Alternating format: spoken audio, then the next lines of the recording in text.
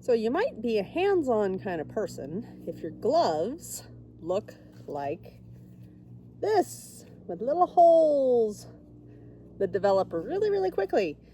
Normal people would probably go to the store and buy a new pair of gloves, but we all know I'm not all that normal, so I give you duct tape. You can kind of see now better probably that there are in fact pretty sizable holes in the sensitive part of where your fingers need the protection, especially when you're going to do something like firewood, which is what I'm doing today. So now I take my duct tape and tear it. Tear is pretty nice. And just wrap the fingertips of the glove, not too tight, around there. Try to put the seam on the back side, otherwise it'll catch and come off.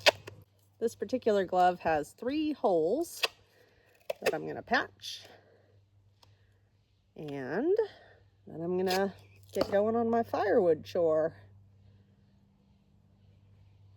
which honestly is like my favorite homestead chore.